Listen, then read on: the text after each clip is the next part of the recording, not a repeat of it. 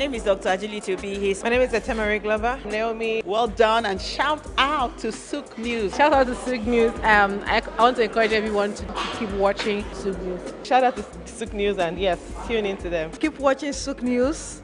They are one in town. Hey, we're watching SOUQ News. Keep watching SOUQ News. Keep watching SOUQ News. Catch them on YouTube and all social media channels. Hey, my name is Frank Edowo, and I'm imploring you. No, forget that. I am forcing you, coercing you to always stay tuned to SOUQ News for your news requirements. In the heart of sub-Saharan Africa, where commerce meets progress, welcome to SOUQ News, your source for business, economy, and development insight that drive nations forward. From the vibrant streets of Lagos, Africa's fastest economic hub, SOUQ News takes you on a journey of discovery, analyzing and reporting the facts that lay the foundation for growth and development. We don't just report the news, we create it. SOUQ News is more than a channel. It is a catalyst for change, spotlighting the stories that shape economies, inspire entrepreneurs, and fuel progress. Covering business, finance, technology, energy, and many more, SOUQ News provides a daily deep dive into the stories that matter, interviews with industry titans, and analysis that empowers your understanding of economic landscape. Join us daily as we dissect, discuss, and deliver the most relevant and factual news on business and the economy. SOUQ News is your trusted guide, empowering you with the knowledge to make informed decisions.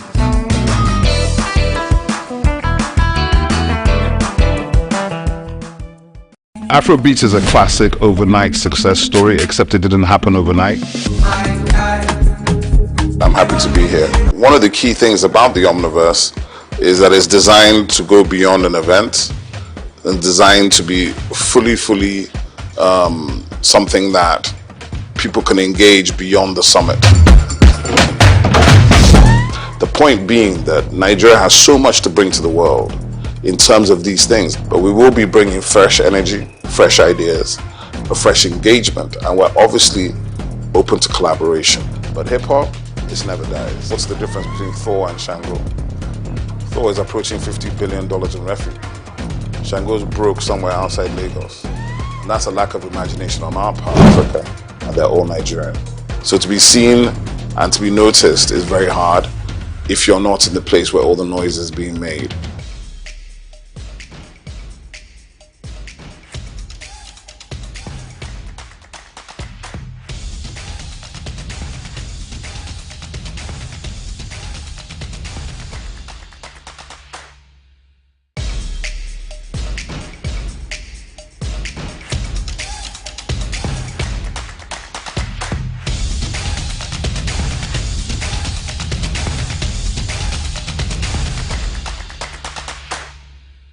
Congratulations on the new channel, and I'm happy to be here.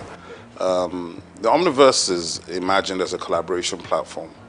So it's a platform that, as the name suggests, is bringing together ecosystems. So it's like an ecosystem of ecosystems, aggregating aggregators and community leaders who are able to bring together their communities together to a platform. So the summit in itself was, while it was a big event and a heavy lift for us and the team. And I have to thank our team of volunteers. We had a team of about 40 full-time core volunteers that delivered the Omniverse. So one of the key things about the Omniverse is that it's designed to go beyond an event and designed to be fully something that people can engage beyond the summit. So we will be launching our digital platform. We have about 70 community partners already, including a number of government institutions. So to answer the question, there's public-private partnership within the Omniverse. There's regulators, there's government departments and agencies, there's ministries. But more importantly, there's diverse sectors across the economy coming together with the understanding that tech is the biggest enabler for development across all sectors, and that if we can drive collaboration, we can scale. So that's the ethos of the Omniverse. Collaboration is the superpower that we're trying to bring to the fore. That operating in silos has not paid us, but if we come together, understand that technology affects every sector, then we think the Omniverse is here to stay. Nigerian companies, Nigerian associations, global associations. And when I say associations, it's from things like, the Nigerian digital artists who have 3,000 members, right, in the NFT community, the Visual Artists of Nigeria, the Society of Nigerian Art, the AfriLabs, which is the biggest innovation hub network on the continent in 54 African countries, ISN Hubs, which is our core partner, which is the biggest innovation network in Nigeria, innovation support network, with something like 189 hubs in 30 states in Nigeria. And these are primarily private sector driven platforms, from aggregators who are major promoters of major platforms such as Lola Shone from Ake Book Festival, Choma Ode from Afrif.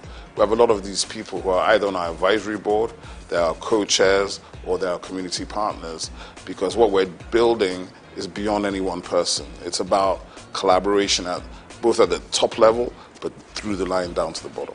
The role of my council is, first of all, to be the primary sort of mandate is to infuse Nigerian arts and culture into everything the Nigerian government does, at state level, at federal level, and to input it into schools, education, and everywhere. So in that sense, to make arts and culture functional and front line everywhere. This will involve the foreign minister, making sure it's embedded in our foreign policy, in our embassies, in the government policy, in every sector. So we're literally going to be reaching out to collaborate to all government at all levels, all other agencies, MDAs, ministries, federal government and state government institutions, to see how we can find common ground. Because obviously we don't necessarily have a lot of money, but I feel we represent the real crude oil of Nigeria, which is the IP that the Nigerian people create. That IP they create, even if you valued it at $100 per Nigerian, that'd be something like $20 billion. And I believe each Nigerian is worth more than $100. So my own estimation, it's limitless, right? So what we have to do is we have to rethink how we imagine ourselves, rethink our own possibilities, and therefore from there, take off by pushing that agenda. But it's not an agenda for me alone. It's actually an agenda for all of Nigeria. Because when we put it front and center, it means we're putting the Nigerians front and center. And we put the Nigerians front and center, I think we win. I think historically you will find that the federal government and the governments of Nigeria have not funded heavily these sectors. They funded the heavy industries, the military industrial complex, heavy infrastructure. But the funny thing is, whilst Africans will say, oh, this is grammar, what are you people talking about in arts and culture? What you find is that the West, right, for 500 years has dominated the world. How have they dominated the world? Through narrative. Okay, but what do we complain about? Narrative. But we haven't invested in narrative. So if you don't invest in telling your own story and owning your own story, why are you complaining about how you're perceived? So I think it's counterintuitive, and it's about time. And I'm very pleased and very happy that Nigeria now has a full ministry focused on this one specific issue. Because the truth of the matter is, we are older than time itself. We come before Christ. We come before the entire Western hegemony. We are actually the origins of everything, of innovation, of technology, of science, of education. But if we don't believe it ourselves and we don't express it, how can you expect anybody else to believe it? Well, I think the difference is that as a creative entrepreneur, there's really nothing to stop me, right? I can take all the risks. I don't have to worry about anything. I can decide, win or lose, we're doing this thing. But of course, as a public official, I have rules and regulations I have to go by. I have a boss, I report to people, and I have KPIs I have to deliver on. So there's a big difference in that regard. There's a difference in bureaucracy, maybe a difference in response time, but there certainly will not be a difference in my personality. So I think it's really about how you perceive what these things are. For me, it's an elevation, obviously, and it's a privilege and a pleasure to serve at this level, to do something that I believe in, to do something which is that I believe in Nigeria. I believe in Nigerians. I know our ability. I think we are world class. I don't like all this, it's good for Nigeria. I hate that. So I think for me, that is what's important. And to have the opportunity to try to deliver on some of the things we've been trying to do from the private sector for the last 25, 30 years. So there's nothing new for me in that regard. But of course, the position is new. Being in the government is new. But with a lot of support from friends, family, professional colleagues, and other people in the industry, plus my co-DGs and the minister, hopefully we'll do well. We're under the Ministry of Arts, Culture and Creative Economy. And that's very, very powerful because it means Nigeria itself has taken a decision to own the agenda. Hopefully I have a good time, have a good tenure, and I don't make any enemies. And well, for me, if you leave a place and the people that worked with you have good things to say, if they feel better about their work and about themselves, and if the brand that you're now leading is now appreciated by the people for what it does and how it brings it to the table, then I've done my job. I think Afrobeats has already established the fact that we are originally Nigerian. Or some people say arrogantly Nigerian. And it was intentional. We built this thing, and it was intentional because we're not going to ever apologize for being Nigerian. We're not going to apologize for being black. We're not going to apologize for being African. And that's front of mind. Because, you know, when you do show business, you have to validate it. So we validated the show maybe at least 10 years ago. So now we're in the business phase. So when you see the exit of Maven Records with UMG, you see Iwaju coming, Comic Republic with Universal Studios, you begin to understand where we're building to. And when you think about where we're coming from, where there was no infrastructure, no funding, no support, and I think part of what we hope to do with government at this time is, because we come from the sector, we can collaborate with everybody in the sector. We don't have to talk at them, we talk with them, we build with them. And together, I think it's limitless. You know, Nigerians like to say the sky is your limit. I think it's limitless. There's no limit to the whole situation. One of the things I talk about all the time is what's the difference between Thor and Shango? Thor is approaching $50 billion in revenue. Shango's broke somewhere outside Lagos. And that's a lack of imagination on our part. That's a lack of us delving into the richest thing we have, which is our mythology. Our mythology is endless. If you look at the Marvel universe and the DC Comics universe, the Orisha are basically the same thing as the X-Men. But the Orisha, some people are still afraid of them, whereas the X-Men are north of $100 billion in revenue. So I think we have to understand and reimagine our mythology, our history, our stories, and how to bring them to the world in new formats. It's not just film. It could be live action, it could be gaming. There's so many different ways to action these things. And when you do them, and you do them right at the right level, as Iwaju is beginning to show you, our stories have always been world-class. Our characters are world-class. What we have not had is the resolve and the confidence to finish. I think that is coming now. For me, I think it's still the fact there's more to do. My young brother, Misan Harriman, is nominated at the Oscars, the first Nigerian nominated for a director for a short film, because I know what that will do for the next generation of Nigerian directors, right? So for me, there's still more to do. There's so much more to do. When we see our first $100 million movie in the global box office, we need to celebrate it. When you win a Grammy, you need to celebrate it, because these are stages that we were locked out of. The technology and new media has allowed us to invade these spaces we were not even invited to. But now we're beginning to enter them and dominate. So even when you do that, you have to do it with grace and dignity, not with arrogance. And that's something that some of us have to learn. But the truth of the matter is, the greatness of the Nigerians is just beginning to come. And I feel strongly that this century, we're already in the African century, and the soft power that we hold here is what will define the future of the century. I think the most important thing, the first thing to think about is IP protection, because the minister is working strongly, intellectual property. The US, if you take the state of California, California is probably in the top 5 economies in the world. And 70% of the economy of California is driven by intellectual property, by 2 core industries: Silicon Valley, which is coming out of Stanford University, and Hollywood, which of course is the music and film industry. Now, that is for anybody that says, oh, what is this thing that they're talking about? We don't understand it, it's grammar. The grammar is the money, okay? The narrative is the money, the story is the money. So any of your children or your nieces or nephews that have talent, visual art, performing art, arts and crafts, adire, all of these things that we've been taking as vocation, they are occupations. They are extremely valuable. And with digital technology and platforms, we can scale these things and generate incredible revenue. The point being that Nigeria has so much to bring to the world in terms of these things. I think Nigerian cuisine is going to be on the level of Chinese and Indian cuisine worldwide in the next 10 years. And if you understand that, then you understand that the Indian restaurants in the UK, as far back as 2009, were generating more money than the UK automobile, shipping, and metal, steel industries combined. That's just restaurants on the high streets.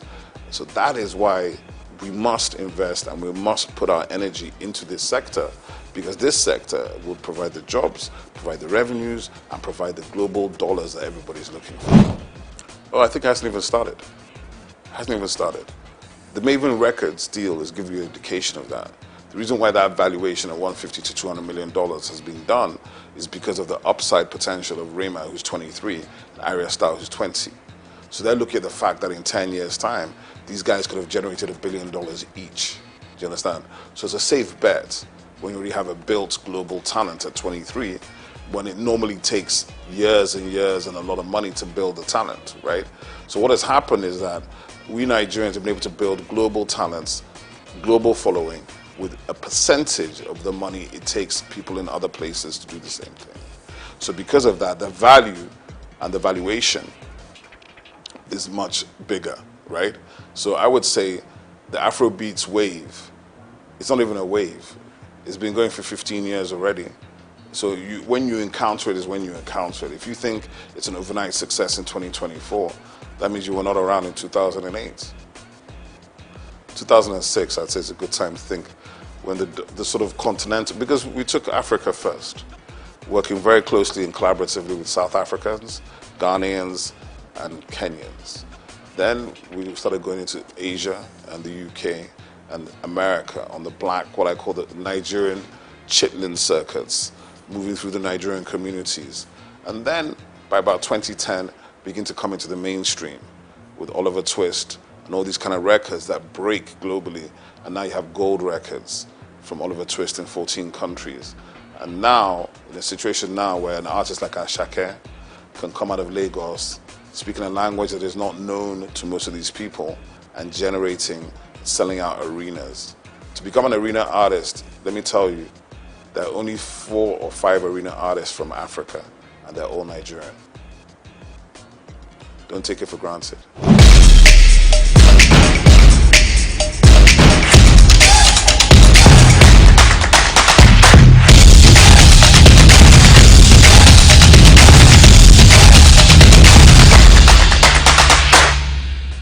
I think a lot of people feel that, but what I should tell the rest of the country is that the rest of the continent is also trying to get to Lagos as well, right?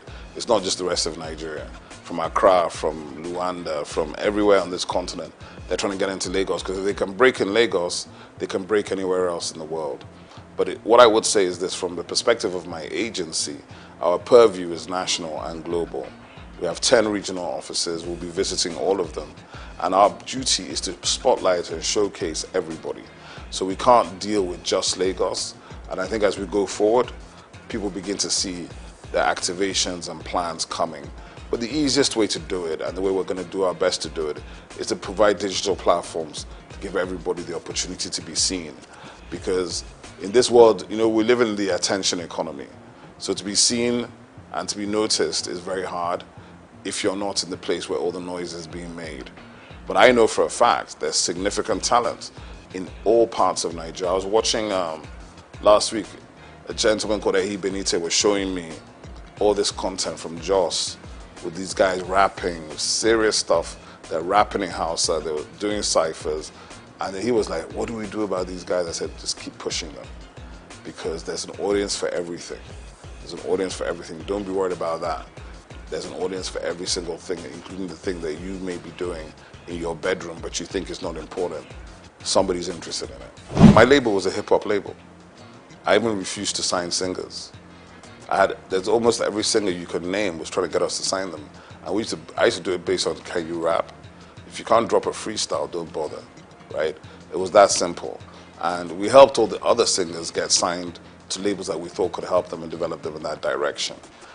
Hip-hop has changed, and obviously it's generational, right?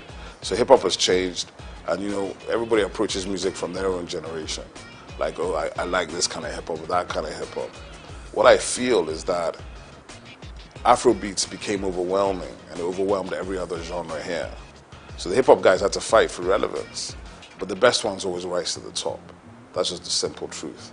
So I don't worry about that. And I've heard enough guys. I even saw there was a whole Instagram series some guy was doing about a year ago where he was just bringing out fresh rappers every day from Enugu, from Jos, from Kaduna, from Kano, from Benin. I love it. I think there are incredible MCs in Nigeria. A lot of times they need to focus on doing better songs, right? Not just being a freestyle rapper. If you want to get paid to rap, you've got to do better songs. You can't just do the freestyles. And that's something they've got to think about. You've got to balance the commercial side of it with the business side of it. And what has happened is, to a large extent, the commercial side has won because you've got to pay bills. But hip-hop, it never dies. I think, first of all, obviously from the perspective I'm sitting in government, so I'm not in a position to tell government what to do or what not to do. But what I can say is this, is that the agency, my agency will be the home for the music industry, for performing arts, visual arts, fashion, gaming, recreation, festivals, culinary arts, film and television. We're kind of a convening agency for the ministry. So we have a lot of work to do, a lot of places to touch, but we're also going to collaborate with all the other MDAs in the ministry and heavily with the private sector and the developmental sector. Because to answer the question, I've worked in all these spaces for, it's not quite 40 years, but it's a long time. I've worked in all these spaces for a long time. In the institution, we have positive relationships to bring to the table to change the approach and to change the destination of where we hope to go. What I will say as well is that the reality of it is we're just beginning the journey. And there are no magic wands. I'm not going to wave a wand and everything's going to be fixed overnight, and neither is anybody else. But we will be bringing fresh energy, fresh ideas, a fresh engagement, and we're obviously open to collaboration. And that's really important for me to say that, because people feel there are gatekeepers, but in my agency there are no gatekeepers, right? We're not interested in whether you have the biggest reputation or the smallest reputation. We're interested in the value you're bringing to the table. Because the truth of the matter is Nigeria is massive. There's a lot of stuff going on in Nigeria. We're going to try to aggregate those things and bring them into one platform so that even as Nigerians we can know what we're doing. Because to be honest, if you don't know and you don't follow, there's no way you can know 90% of what is happening even in Lagos before you talk about the rest of the 36 states in the FCT. So for me, from my perspective, the journey continues. The objective remains the same. We want to see Nigeria win, but in order to do it this time, I don't think government should ever be disinterested in the nature of the industries in which it is operating. But we also don't need to be owning the space. We want to enable, partner, collaborate, and see how we can push people to do more. Because there are already people doing a lot, and maybe they haven't been recognized, they haven't been brought out, they haven't been celebrated.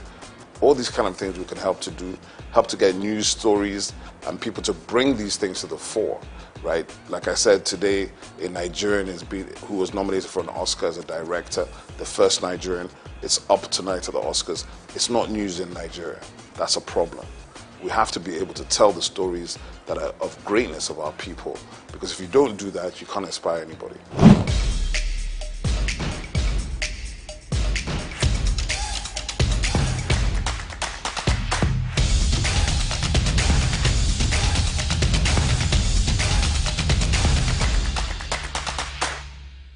Stay ahead of the curve with the latest in news, development issues, global updates, market trends, and intriguing conversations from across the world. At SOUQ News Television, we'll bring you stories that matter right to your screen. Breaking news. Be the first to know with our real-time update on local and update events. In-depth analysis. Get the full picture with expert insights and comprehensive coverage. Exclusive interviews. Hear directly from the people making the headlines. Tune in daily for a blend of news and stories that keep you connected to the pulse of the globe. Click, like, and follow us on all our social media platforms at SOUQ News TV for updates, live streams, and more. Many Nigerians are displaying talents in different corners that rub off on Nigerian positively. As we mark Nigeria's 64th independence anniversary, let us look at indigenous firms and individuals that need government support to drive the message of nation branding. In the strategic position of Africa lies Nigeria. When the map of Africa is juxtaposed with the structure of a gun, Nigeria is placed in the trigger position Is this divine? Perhaps. Again, Nigeria, with over 200 million people with about $400 billion gross domestic product (GDP), has enormous resources and talents, much of which are yet to be tapped. In today's news talk, as we celebrated our independence anniversary, we thank God for His mercies. I am Bayo Olaoye. Indeed, many amazing Nigerians within the country are in the diaspora, and several local firms are pushing the frontiers, flagging Nigeria's flag in spite of socio-economic and economic challenges. Those who have elevated their skills are undeniably rewriting the poorly told narrative of the country through their talents, investments, and innovations. Nigerians are really displaying their talents in various fields, from sports to music, literature, fintech, fashion, startups, agriculture, entertainment, and industries. These individuals and industries have impacted the nation as they have become ambassadors of the Nigerian spirit, embodying resilience, creativity, and a drive to succeed against all odds. Today, we celebrate them. For instance, in sports, many individuals like Kanu Wako, J.J. Okocha, Daniel Omakochi, Victor Osimhen, Chioma Ajunwa, Blessing Okagboe, Mary Iyale Omagbemi, Asisat Oshuala, Tobi Amusa, Emmanuel Amunike, and many more are flying the Nigerian flag high. They have become inspiration to Nigerian youth with their immense contributions to Nigerian sporting landscape. Many youths want to be like the achievers, but they are constrained by infrastructure for training, funding, exposure, and mentorship. In recent years, Nigeria has emerged as a key player in Africa's booming tech scene, which Lagos often described as the Silicon Valley of Africa. Startups like Flutterwave, Paystack, and Andela have not only garnered international attention, but have also provided a platform for young developers, engineers, and entrepreneurs to showcase their skills. Yet, for every success story, there are countless others whose ideas never see the light of day due to lack of funding or access to global markets. The entertainment industry, which emerged without much government support, is another successful story that government needs to leverage to enhance Nigerian brand.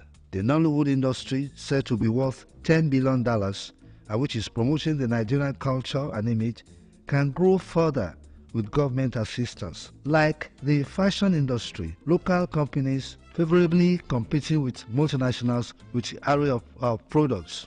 Local companies like Rita Foods, Emzo in the pharmaceutical sector, Innocent Motors in auto industries, Abashu Factory, Kanu Leather, and other hubs have put Nigeria on the global map, proving that Nigeria has the entrepreneurial zeal and creativity to compete with multinationals on international space. But in many instances, some of these startups and established ones which can push Nigeria brand with their ideas are choked with unnecessary taxations, regulations, poor infrastructure, poor electricity system, and policy reversals that create burden on them, thereby hindering them from more employment and global competition. Sometimes regulatory authorities wait on the sidelines for any shop to be open to tax them without considering their status. These local companies have entered the space dominated by multinational and having over 3,000 employees, apart from indirect employees. These local companies are pushing the products from Nigeria, exhibiting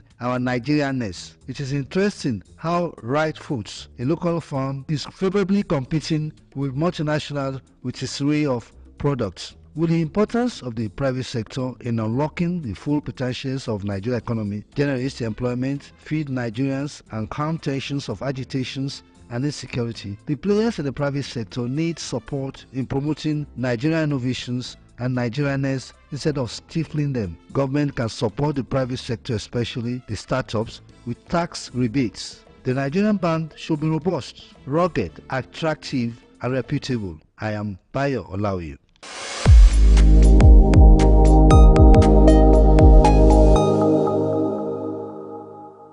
Hello Nigeria, hello Africa. Yeah, this is Sound Man. Keep watching SOUQ News. My name is Babalola from Excel LED. Keep watching SOUQ News. My name is Shepherd Michael Adewale Onofuye.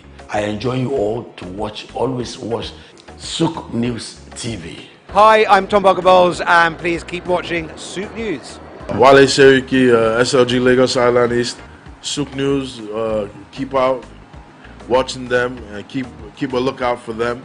They're up and coming, and we're proudly to be affiliated with them. You alone where they make me go crazy. This your love in the cool of my brain. You're my medicine, I need you all day. Yo, it's Blackface Nigeria and you're watching SOUQ News TV. Keep it locked on this dial, don't change it. You know what I say? Blackface Nigeria, love no bad.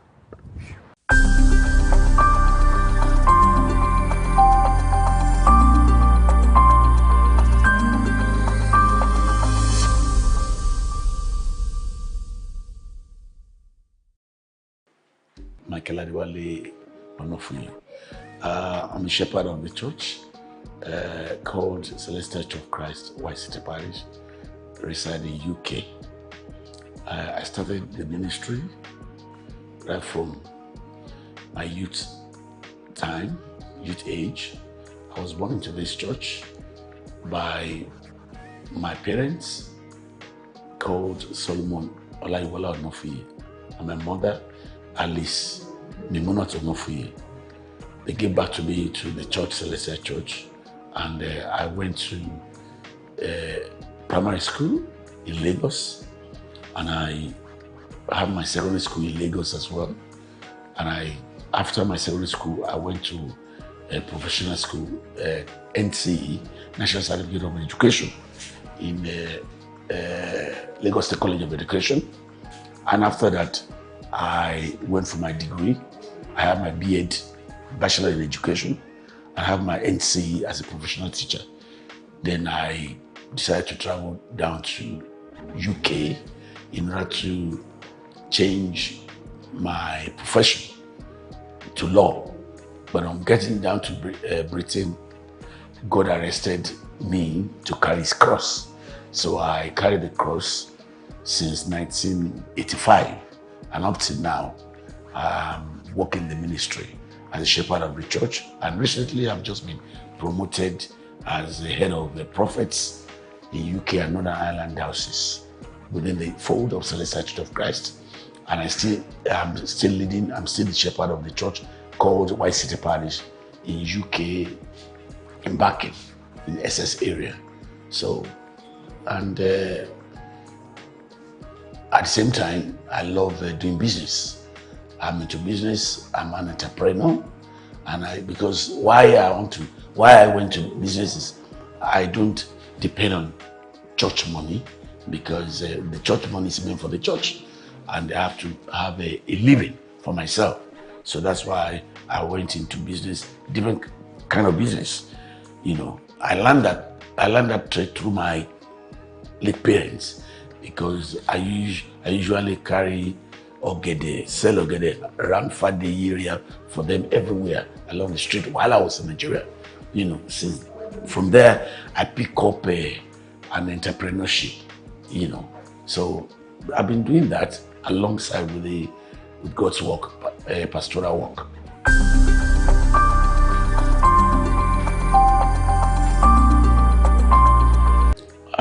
That's 38 years now. 38 years I've been leading the church. The one I established, which is Celestial Church of Christ, White City, is going to be 37 this year.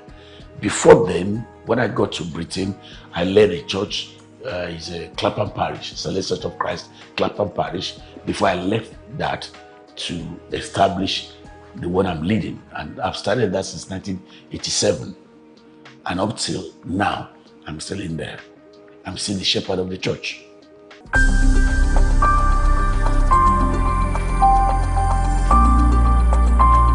You see, I've mentioned in my introduction, because I believe church money should stay with the church, and I believe I must have a living because I have a family and I have to train